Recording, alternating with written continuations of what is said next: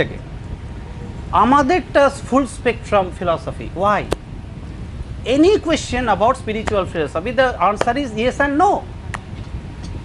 হিন্দু ধর্ম ঈশ্বরে মানে ঈশ্বর আছে মানে ইয়েস, দ্বৈতবাদীরা মানে মাধবাচার্যের দ্বৈতবাদীরা মানে, নিম্বার্কাচার্য মানে মহাপ্রভুর মতো যারা অচিন্ত ভেদাভেদ তারা মানে, শৈব আছে, বৈষ্ণব আছে, অ্যান্ড নো। সাংখ্য ফিলসফি মানে না। যোগ দর্শন মানে একটা পিকুলিয়ার ফর্মে মানে, ওটা ব্যাখ্যা করতে 3 দিন লাগবে। অ্যাকচুয়ালি কী ফর্মে মানে, এমনকি জৈমিনীর পূর্ব মীমাংসার কিন্তু এনশিয়েন্ট স্ক্রিপ্টস আমি দেখেছি যেখানে ঈশ্বর মানা হয় না,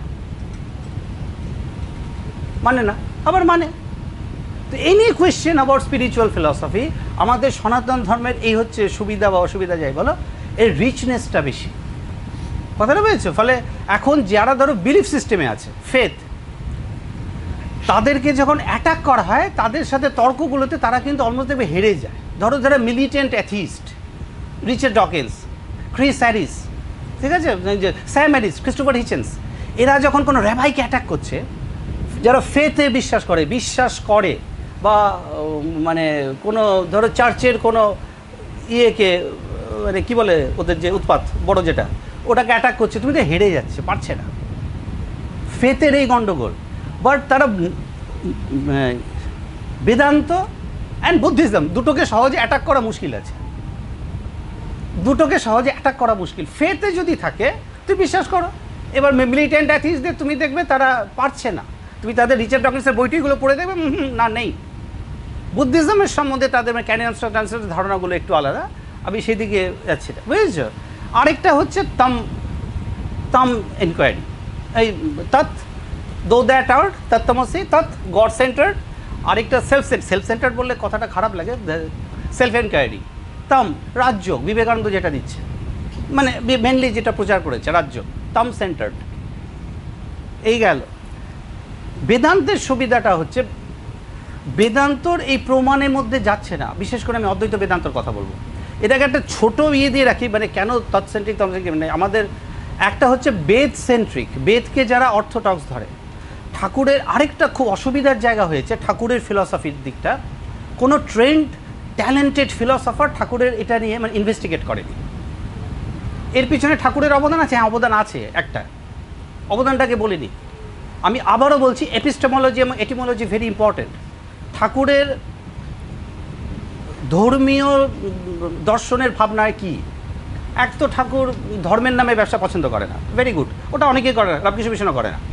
মানে ধর্মের নামে ব্যবসা বলতে ঠাকুর কী বোঝায়, তুক তাক রাহু কেতু শনি, এই নিয়ম ঠাকুর, ওটা খুব নিচু স্তরের সমাজে চলে। একটু শিক্ষিত এডুকেটেড রামকৃষ্ণ মিশন এসব কিছু করে না, ওরাও ধর্মের নামে ব্যবসা করে না। ঠাকুর যে অর্থে ধর্মের নামে ব্যবসাগুলো বলছেন, পাথর দেওয়া, এই দেওয়া, সেই দেওয়া, শনি রাহু কেতু যজ্ঞ করা, এগুলো ওরা করে না। এবার এটা তো গেল প্র্যাকটিক্যাল সাইড, মানে মানে এবার থিওরিটিক্যালি কি, তত্ত্বগতভাবে ঠাকুরকে অ্যাটাক করছে। একটা জায়গায় শোনা যাচ্ছে ঠাকুর বলছে ব্রহ্মসত্য জগৎবিদ্যা, ঠাকুর এটা মানে না, খুব ভালো কথা। এবার ঠাকুর এটা মানে না, ঠাকুরের ভাবনাটা কি, ঠাকুর বসেছেন, হেরম্বনাথ বসেছেন। আমি গণ্ডগোলটা কোথায় বলে দিই, ওই জন্য হয়তো অ্যাট্রাক্টেড হয়েও নি খুব, মানে খুব ফিলাপ, মানে রমা চৌধুরী এসেছিলো কেন থাকলো না, ওর যে ওই প্রশ্নটা নিয়ে ভাবতে গিয়ে এটা পেয়েছি। এবার ঠাকুর বলছেন, ঠাকুরের মতে ঠাকুরের মামা মহাপণ্ডিত, হেরম্বনাথ তর্কতীর্থ, ভালো কথা, ঠাকুরের মামা পণ্ডিত, ঠাকুর বলছেন হতেই পারে। এবার ভোলাগিরির আশ্রমে মামা বসেছে, ঠাকুরের মুখে যে ঘটনাটা শোনা, আমার কাছে ক্যাসেটটা আছে, ঠাকুর বলছে জমিদার যোগেশ দাস, শঙ্করাচার্য বলেছে ব্রহ্মসত্য জগৎ মিথ্যা, মানে এই জগৎটা মিথ্যা, ব্রহ্মটি সত্য, এই বলে ঠাকুর অ্যাটাক করছে। মানে সত্যি বলতে ঠাকুর এখানে এপিস্টেমোলজি কেন জরুরি, সত্যি কথা মিথ্যে কথা এইভাবে ধরছে কথাটা। এবার মামা ঠাকুর ব্যাখ্যা ট্যাখ্যা করে দিল, মামা অ্যাকসেপ্ট করতে বাধ্য হইল যে না ভাই না তুমি ঠিক। এখন সমস্যাটা কি, টোটালটা পুরো ভুল একটা অর্থের উপর দাঁড়িয়ে ব্যাখ্যা হয়ে গেল। ব্রহ্ম সত্য মানে সত্যি মিথ্যার কোয়েশ্চেন নয়, এখানে সত্য সচ্চিদানম সত্যম জ্ঞানম অনন্তম, বুঝতে পারছো, ইয়েবো নিহতম নিহিতম গুহায়ম, যে সত্য মানে এটার্নাল, এটার্নিটি, সদা শব্দটা যেখান থেকে এসছে, সত্য মিথ্যার সাথে কোনো রিলেশন নেই। ঠাকুর এই মাইকটাকে বললো এটা একটা গ্লাস দিয়ে এবং 1 ঘন্টা ধরে প্রমাণ করে দিল এটা গ্লাস না, এটা গ্লাস আগে থেকেই না, মামা অ্যাকসেপ্ট করতে বাধ্য হইল। তো এই ধরনের কথা শুনে কোনো এডুকেটেড লোক ঠাকুরের থেকে চলে যাবে, যে ইনি মানেই জানেন না ব্রহ্মসত্য জগৎ মিথ্যা। কথাটা বুঝেছো? ফলে ওই জন্য ট্রেন্ড ফিলোসফিক্যাল একটা মানে ইনভেস্টিগেশনটা তৈরি হয়নি। আমার কথাটা বুঝেছো? ব্রহ্ম সত্য, জগৎ মিথ্যা, সত্য মিথ্যা না, সত্য মানে এটারনাল, সচ্চিদানন্দ, ব্রহ্মার্পণক ব্রহ্ম, বুঝেছো? ব্রহ্মকর্ম সাধনানি, যে ব্রহ্মকর্ম সাধনের জন্য যে এটারনাল জায়গাটা, বুঝছো? ব্রহ্মৈব পথ নাস্তি, মানে উপনিষদের ব্যাখ্যা আছে সদা সত্য শব্দের মানে সত্যি মিথ্যা, এটা কোথাও আমি পাইনি, এটা মানে এটারনাল। এটা একটা গণ্ডগোল হয়ে রয়েছে। এখন ঠাকুরের দিক থেকে সরল মনে মামারে ভাবছে মহাপণ্ডিত, ঠাকুরের সমস্যা। আমি এটাকে পণ্ডিতই ভাবি না। পণ্ডিত হলে ঠাকুরের পায়ে পড়ে থাকতো 24 ঘন্টা, ওখানে সূর্যের ইয়ের ধারে পড়ে থাকতো, ওটা ছেড়ে দাও, ওটা কেস, বুঝতে পারছো? তো এই জায়গাগুলো এপিস্টেমোলজি ভেরি ইম্পর্টেন্ট। ওই জন্য যদি একটা ট্রেন্ড অ্যাটাক হয়ে থাকে, মানে ইনভেস্টিগেশন হয়ে থাকে, দ্যাটস ডক্টর মহেন্দ্রনাথ সরকার। এবার মহেন্দ্রনাথ সরকার শ্রীমৎ বালক ব্রহ্মচারী দর্শন সারে একটা সিরিয়াস ইনভেস্টিগেশন করেছে, চটি বই, দ্যাটস আ মানে ওয়ান্ডারফুল বুক। ডক্টর মহেন্দ্রনাথ সরকার ইনি একটা খুবই বড় দার্শনিক, তার তন্ত্রের আলো, উপনিষদের আলো, এই জায়গাগুলো যদি পড়ে রাখো বুঝবে যে একটা ব্যাপার, একটা ঘটনা, বড় ব্যাপার। তো হি কেম, তার সস্ত্রীক এসেছিল। আমার মনে হয় ঠাকুর নির্ঘাত এই সমস্ত কথা বলেওছেন, ব্রহ্মসত্য জগৎবিদ্যা আমার মামা ইয়ে করছে, ওইগুলোকে পেঁয়াজের খোসার মধ্যে ফেলে কিন্তু ভিতরে এইখানেই কিন্তু tempered, train, talented and tempered, সে আরেকটু ইনভেস্টিগেট করেছে, ভিতরে ঢুকে এই শ্রীমৎ বালক ব্রহ্মচারী দর্শনসার লিখেছে। এখানে একটা অদ্ভুত কথা লিখছে, ওই জন্য উপনিষদটা কেন জরুরি, যে ওনার এক তো মানে অর্থোডক্স নন, অর্থোডক্স ইন দ্য সেন্স বেদকে মান্যতা করে যে সমস্ত দর্শন, বেদকে মান্যতা করে 6টা দর্শন, কপিলের সাংখ্য, গৌতমের ন্যায়, পতঞ্জলির যোগ, কণাদের কিছু বৈশেষিক মানে কণা মানে অ্যাটমিজম কিন্তু ফার্স্ট ইয়ে, জৈমিনীর পূর্ব মীমাংসা, ব্যাসের উত্তর মীমাংসা, এটা বেদ। এবার বেদকে যারা মান্যতা দেয় না, বেদকে প্রামাণ্য মনে করে না, এখানে 4টা ভার্সন পাওয়া যাচ্ছে ওই সময় থেকে ধরলে, আজীবক, বুদ্ধিজম, জৈনিজম আর 4 ভাগ। বুদ্ধিজমের 4টা শ্রেণী, যেটা একটু আগে বললাম, ওগুলো এত পাওয়ারফুল, আলাদা আলাদা identity, they can be considered as different মানে স্কুল অফ থটস ওরা। এবার মহেন্দ্রনাথ সরকার কী করছে, মহেন্দ্র সরকার শুনলো, এবার ও ঠাকুর বলছেন উনি মানে শঙ্কর ওরা শিষ্য, মানে শঙ্করকেও মহাগুরু মনে করে, মানে আচার্য শঙ্করকে। সে বলছে আপনার কাছে শঙ্করাচার্যের মতো 4-5টা লোক থাকা দরকার। ও কিন্তু এটা বুঝে বলছে। এবার ঠাকুরের দর্শনের আমি কিন্তু পিওরলি টেকনিক্যাল ইতে রাখছি আলোচনাটা, টেকনিক্যাল ফিলসফি যা এখানে অ্যাভেলেবেল আছে, যেটা দিয়ে তুমি অ্যাটাক হবে, ঠাকুরকে ইনভেস্টিগেট করা যাবে বা যাবে না। ও বলছে ঠাকুর শূন্যবাদের কথা বলছেন, এই শূন্যবাদ যেটা তুমি বলছিলে, এই শূন্যবাদটা বুদ্ধির শূন্যবাদ নয়। ঠাকুর অদ্বৈত বেদান্তের সাথে মিল পাওয়া যাচ্ছে, ঠিক অদ্বৈত বেদান্তও নয়। তাহলে হোয়াট ইজ ইট? ও ওখানে একটা অদ্ভুত জিনিস করছে, বলছে অজাতবাদ বলে একটা শব্দ আছে, এটা গৌড়পাদের সাথে একটা মিল পাচ্ছে ঠাকুর। গৌড়পাদ হচ্ছে আচার্য শঙ্কর, তার গুরু গোবিন্দপাদ, তার গুরু গৌড়পাদ। আমি অ্যাকচুয়ালি গৌড়পাদকে আচার্য শঙ্করের গুরু হিসাবে দেখি, but actually what Govindapada taught was exact and ditto what Gaudapada taught. Gaudapada ওই সময় আর অ্যাভেলেবেল থাকতো না, ধ্যান ট্যান করে বেড়াতো, মানে নিজের মনে থাকতো, ইয়ে করতো না, মানে ক্লাস করাতো না। তো ওর ছেলে বা শিষ্য, কোনো মতে শিষ্য, কোনো মতে ছেলে ক্লাস করাতো, শঙ্কর তার সাথেই। গৌড়পাদের একটা অজাতবাদ বলে একটা ভাবনা আছে, বাট আমার কাছে এটাও ইয়ে না, এটা মহেন্দ্র সরকারের ভাবনা। কথাটা বলছো? ঠাকুরের এটা অ্যাবসলিউটলি ডিফারেন্ট এর থেকে ভাবনা। কেন ডিফারেন্ট? ওই জন্য বলছি টেকনিক্যাল টার্মসগুলো জোরে। অজাতবাদ ওখানে একটা জায়গা বলছে, গৌড়পাদ ফেমাস ফর মান্ডুক্যকারিকা। মান্ডুক্যকারিকা কি শঙ্করাচার্য বলা হয় 108টা উপন্যাস, এই যে উপনিষদ আছে, মানে উপনিষদ মৃত্তিকা বলে, যেটা বিভিন্ন ইয়েতে পাওয়া যাচ্ছে, এর মধ্যে বেশিরভাগই স্বাভাবিকভাবে অত রিচনেস, কেউ কেউ বলে 64, কেউ কেউ বলে 32। শঙ্করাচার্য 10টা মোটামুটি স্ট্যান্ডার্ড ইয়ে করে দিয়ে গেছে, কঠ, কেন, মান্ডুক্য, মুন্ডক, বুঝতে পারছো এগুলো, ওই তেরেও বিভিন্ন 10টা এরকম করে দিয়ে গেছে। শ্বেতা 17কে ধরেনি, আমি শ্বেতা 17কে ধরি, আমি শ্বেতা 17কে one of the important Upanishad ধরি, কারণ কিছু কিছু মাস্তানি কথাবার্তা আছে, দ্যাট আই লাইক ওখানে, বুঝতে পারছো? একে না জানলে কিছু হয় না, মানে এই যে নান্যপন্থা বিদ্যাতা হয় না, এই টাইপের মানে স্টেটমেন্ট ওখানে রয়েছে, মানে শ্বেতা 17 পরিষদ রয়েছে। তো ওখানে করেছে কি গৌড়পাদ, ও মান্ডুক্য উপনিষদটার উপর কনসেন্ট্রেট করেছে। Mandukya Upanishad shortest of the Upanishad, মানে ইন লেন্থ 12টা মাত্র শ্লোক। ও তার উপর একটা লিখলো, commentary লিখলো, that's called Mandukya Carica. ওটাই 215টা শ্লোক, 215টা শ্লোক। ফার্স্ট চ্যাপ্টারে মান্ডুক্য উপনিষদ ইনক্লুডেড 12টা শ্লোক। ও এটা দিয়ে ইনভেস্টিগেট, ফলে মহেন্দ্র সাগর অনেক দূর পৌঁছেছেন, জায়গাটা ধরতে পারছেন যে অ্যাকচুয়ালি ঠাকুর কি বলতে চাইছে, ধরতে পারছেন। কিন্তু ওই যে বললাম ট্যালেন্টেড, ট্রেন্ড প্লাস টেম্পার্ড, তোমাকে স্পিরিচুয়ালি টেম্পার্ড হতে হবে। সন্ন্যাসীরা টেম্পার্ড, এরা ফিলসফি পড়ায়ও তো অনেক লোক, তাতে কিছু যায় আসে না, সে মানে সরকার মাইনা বাড়াচ্ছে কিনা ওটা নিয়ে চিন্তিত। সন্ন্যাসীদের চিন্তা না, দে হ্যাভ ডিভোটেড দ্যামসেলস, ওই মেধা নিয়ে তারা ডিভোট করে দিয়েছে নিজেদের, ওই রাস্তা ওই পথে। দে কাম টু মি, তারাই আসে আমার কাছে, এবং কাছে বুঝো তাদের বেশি ইয়েও করতে হয় না। তো ওই জন্য মানে এই মান্ডুক্য কারিকার ও কিন্তু অনেক, মানে মহেন্দ্র সরকার এগিয়েছেন, অনেক দূর গেছেন। তুমি শ্রীমদ্ ভাগবত যদি দর্শন সার যদি পড়ো দেখবে যে চলছে, কিন্তু মানে আমার কাছে কী অর্থে ঠাকুরই আলটিমেট দাঁড়াচ্ছে ওই জায়গাগুলোর থেকেও। এটা মেনলি আরেকদিন পরে করব, মেনলি 5টা পয়েন্টের উপর দাঁড়িয়ে রয়েছে। মেনলি ওদের সাথে আলোচনা, অনেক বছর আগে ফিরে যাচ্ছি আমি, 10-12 বছর আগে যখন এগুলো আলোচনা, অনেকদিন আলোচনার চর্চার মধ্যে নেই আমি। Concept of god and concept of god, আত্মা। বুদ্ধের 563-483 বুদ্ধ চলে গেল। বুদ্ধের পরপর বুদ্ধিজম সোর করতে শুরু করলো। বুদ্ধের অ্যাটাকটা was very logical, very genuine against ব্রাহ্মণ্যবাদ, হিন্দু সনাতন এগেনস্টে না, দ্য রিচুয়ালিস্টিক পোর্শন, মানে জৈমিনীর পূর্ব মীমাংসা। বেদের 4টা পার্ট, ব্রাহ্মণ, সংহিতা, আরণ্যক, উপনিষদ।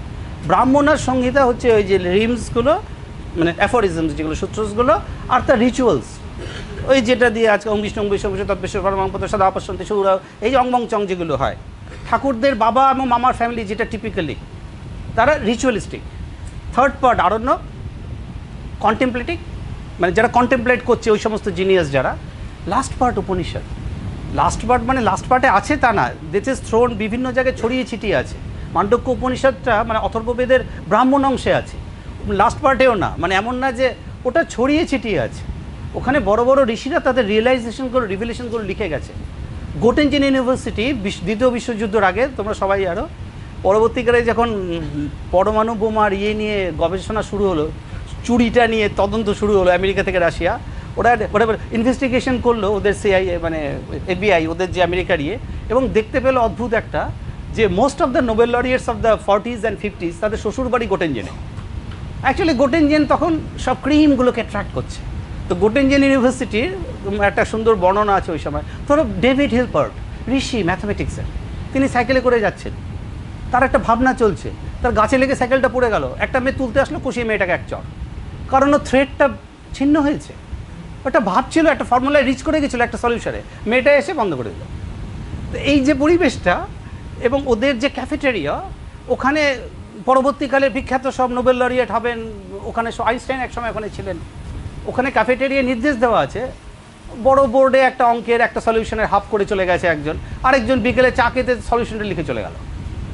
কারোর নাম নেই। উপনিষদ সমস্যাটা হয়েছে এই জায়গাটায়, কারোর নাম দেওয়ার প্রয়োজন বোধ করছে না। আমি ইহা করিলাম, থাকবেই না, মরেই যাবো, আর কিসের নাম, কথাটা বুঝেছো? তো ওদের ওখানে ক্যাফেটেরিয়া মালিককে বলা ছিল যে আর যদি একটা বুড়ো বা একটা ছাত্র সারা রাত বসে থাকে, সে ঘুমোতো, ওঠার নিয়ম নেই, এবং বোর্ড মুছতে পারবে না, টেবিল মুছতে পারবে, বোর্ড মোছা চলবে না, কারণ সেই বোর্ডের উপরে এক একটা লেখা 2-3টে লাইনের উপর পরবর্তীকে নোবেল, অ্যাকচুয়ালি দ্যাট হ্যাপেন, মানে কিছু কিছু জায়গায় সেগুলো হয়েওছে, ওই ভাবনা থেকে বেরিয়ে এসছে। তো Upanishad was just like that. কোনো একটা ঋষি লিখে গেল, তোমার তার উপর আরেকটা উপলব্ধি তুমি লিখলে। এখন সমস্যা, 4 জন লিখলে 4 জনের মাত্রা 4 রকম। তো ইটস অবভিয়াস, ভেরি অবভিয়াস যে 4 জনের রিভিলেশন আলাদা আলাদা হবে, 4 জনের মানে ভাবনা এবং তার বের হওয়াটাও আলাদা আলাদা হবে। তো এটা একটা উপনিষদিক প্রবলেম ছিল। উপনিষদ ছড়িয়ে ছিটিয়ে অনেক রকম কন্ট্রাডিকশন ছিল। এই কন্ট্রাডিকশনের উপর বুদ্ধরা অ্যাটাক করা শুরু করলো। And the genius called Nagarjuna came. It was 150 to 250 AD ওর সময়কাল, 150 থেকে 250 বছর, 100 বছর বেঁচেছিলেন। হোয়াট শঙ্করাচার্য ওয়াজ টু অদ্বৈত Vedanta, Nagarjuna was to Buddhism. আমার ধারণা বুদ্ধের শূন্যবাদটা যে জায়গায় আজ রিচ করেছে, বুদ্ধের কন্ট্রিবিউশন থেকে নাগার্জুনের কন্ট্রিবিউশন বেশি। ও এটাকে একটা সলিড জায়গায় তুলে দিল, পৌঁছে দিল। বুদ্ধের মৃত্যুর অনেক বছর পর, বুদ্ধ 483 বিসিতে মারা গেছে, নাগার্জুনের সময়কাল ধরা হয় 150 to 150। এই আক্রমণের চোটে হিন্দুইজম ত্রাহি ত্রাহি রব, মানে ঔপনিষদিক ভাবনা, বিশেষ করে জৈমিনীর পূর্ব মীমাংসা, বুঝতে পারছো ওই সময়টায়। তো ওই সময়টায় এই উপনিষদটাকে একটা ইয়ে করার চেষ্টা হয়েছিল। বাদরায়ণ বলে একটা ঋষির, সম্ভবত 4th century 5th century মাঝামাঝি ভদ্রলোক এসেছিলেন, অনেক ঋষির নামই বাদরায়ণ হয়। উনি ওটাকে একটা ব্রহ্মসূত্র ওই করলেন। উনি ব্রহ্মসূত্র 555 শ্লোক, আমি 555টা শ্লোকের মুখস্থ বলে দিতে পারি। আমার কাছে একজন এসেছিল, আমি ব্রহ্মসূত্র মুখস্থ, আমি 3 নম্বর 7 নম্বর 27 নম্বর বলা শুরু করলাম, চলে গেছে। বলে না, আমি বললাম তুমি যা জানো আমি জানি, তার থেকে বেশি আমি কিছু জানি, এবার শোনো ঠাকুরের কথা শোনো, তোমার সাথে ফালতু তর্ক হবে সাত দিন, কথাটা বুঝছে তো। তো এই লেভেলের লোক ওরা। তো ব্রহ্মসূত্র 555টা, গীতা বাই ব্যাস মহাভারতের পাঠ 745-এর মতো শ্লোক, সম্ভবত কৃষ্ণের 640 645। আমি সামথিং ইন বিটুইন কেন বলছি, কারণ উদ্ধব গীতা এবং অষ্টাবক্র গীতা, এই সমস্ত গীতা শ্লোক আদান প্রদান হয়েছে। পুকুরের এই পুকুরের মাছ ওই পুকুরে গিয়েছে, ওই পুকুরের মাছ এই পুকুরে গিয়েছে। Authentic Gita 745 something. ধৃতরাষ্ট্রের একটা শ্লোক, সঞ্জয়ের 45, অর্জুনের 55, বাকিটা কৃষ্ণের। তো গীতা এই, তো গীতা ব্রহ্মসূত্র অ্যান্ড উপনিষদ অপৌরুষীয়, গীতা ফ্রম ব্যাস, ব্রহ্মসূত্র ফ্রম বাদরায়ণ, অ্যান্ড উপনিষদ অপৌরুষীয়, ওটা তো কেউ লেখেনি। তিনটার উপর কমেন্টারি যারা করতে পারে তারা তখনকার দিনের আচার্য। Shankaracharya, Gaudapadacharya, Ramanujacharya, Madhvacharya, actually he have to give commentary. ওটা হচ্ছে মহাপ্রভুকে যেন হিসেবেই আনে না ওরা, মহাপ্রভুর কোনো কমেন্টারি নেই। Mahaprabhu was not that intelligent, বল ছেড়ে দাও। তো এখন ওই যে অ্যাটাকটা শুরু হলো, it went on for 1000 years, প্রায় 1000 বছরের কাছাকাছি। আত্মা এবং কনসেপ্ট অফ গড, এটার উপর একটা সিভিয়ার অ্যাটাক চললো বৌদ্ধদের, এবং শঙ্করের সময়ের আগ পর্যন্ত তছনছ অবস্থা হিন্দুইজম। ঠিক আছে, আমি কেন বলছি দুটো পয়েন্ট, এবার ঠাকুরেরইতে আসছি পরে। After Shankar came, what happen, Shankar অদ্বৈত বেদান্তকে একটা জায়গা দিয়ে দিল। হি ওয়াজ এ জিনিয়াস। 788 থেকে 820, 32 বছর বেঁচে ছিল ছেলেটি।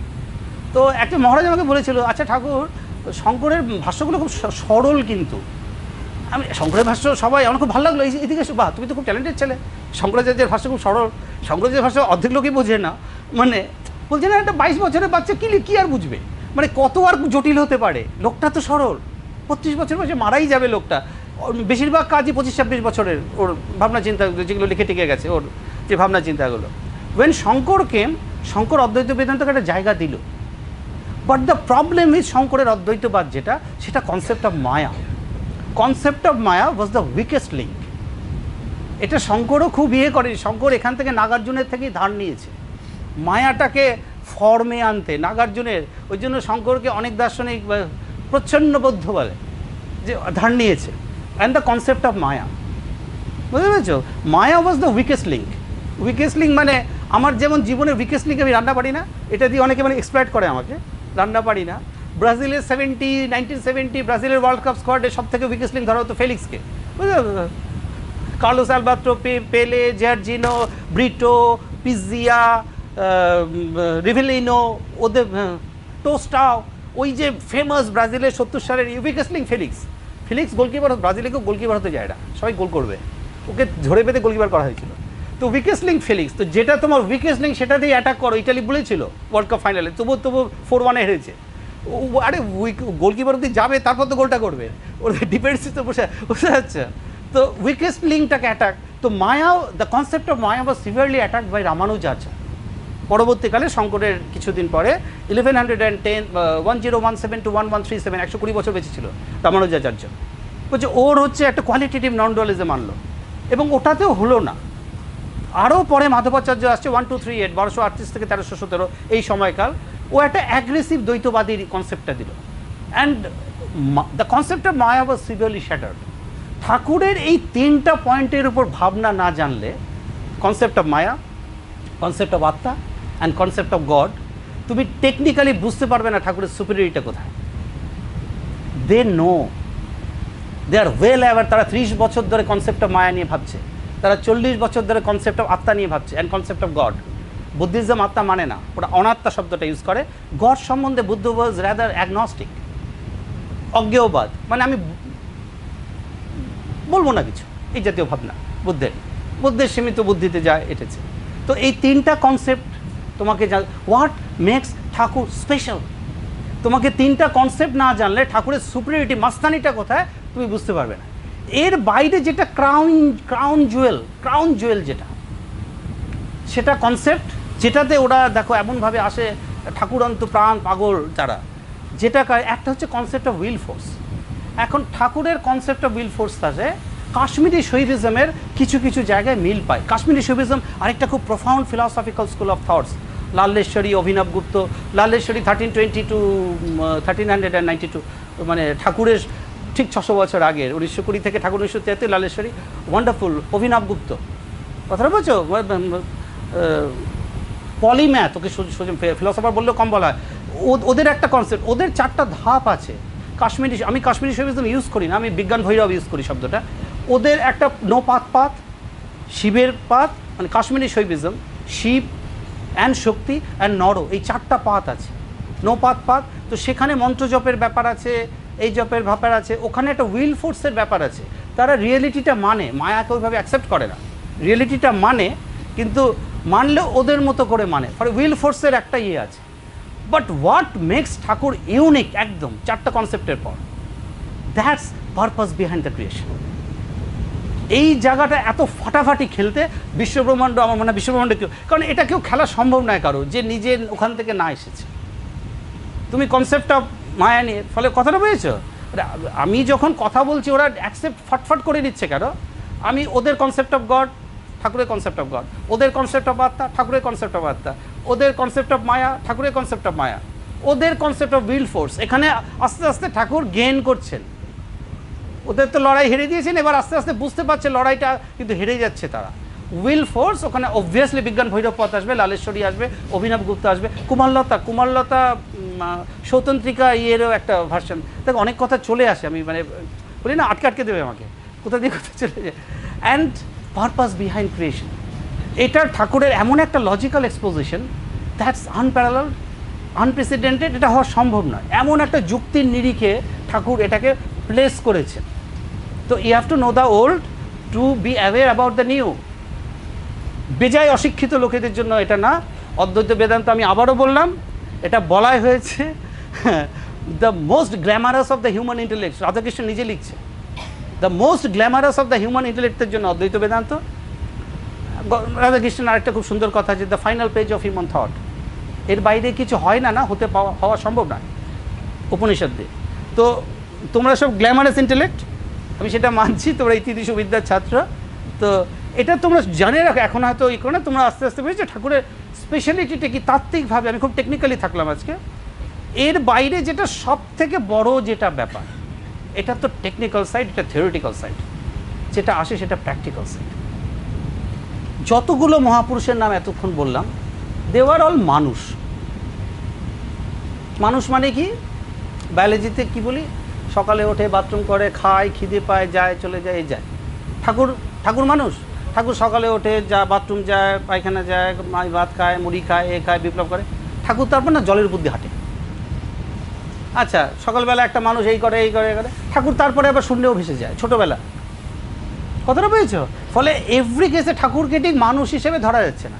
এখন এগুলো কি ক্ষমতা দিয়ে সম্ভব? হ্যাঁ সম্ভব। তৈলঙ্গ স্বামীর জীবনে এসছে, দেখা যায়, শোনা যায়, আমি বিশ্বাস করছি এগুলো। লোকনাথের জীবনেও এসছে। এবার প্র্যাকটিক্যাল জায়গা যেটা ঠাকুরকে একদম সবার, সেটা আত্মার উপর কমান্ড অ্যান্ড কন্ট্রোল, শুধু থিওরিটিক্যালি না। ঠাকুর অনঙ্গকে আনছেন, ফলে সব কিছুর বাইরে ঠাকুর স্পেশাল। ঠাকুরের টোটাল থিওরিটিতে বসে নেই, ঠাকুর প্র্যাকটিক্যাল এক্সিকিউট করছেন, এক্সাম্পল দিচ্ছেন, ছড়িয়ে দিচ্ছেন, দেখাচ্ছেন, yes I am capable of. ফলে তুমি যদি থিওরিটিক্যাল গ্রাউন্ডে চলে এসো, এবার যদি তুমি দেখো না প্র্যাকটিক্যালি ক্যাপেবল, বুঝছো? প্র্যাকটিক্যাল ক্যাপেবল মানে তুমি যদি বুঝিয়ে দিতে পারি, থিওরিটিক্যাল বুঝলেই বুঝবে এই লোকটা প্র্যাকটিক্যালের দিকে যাচ্ছে। তখন আর তাদের দ্বন্দ্ব থাকে না। আমাদের যেমন অনেক দ্বন্দ্ব, ঠাকুর তো এখন নেতাজি কিনা কাকে নিয়ে আসবে, ওদের ব্যাপার নয়। ঠাকুর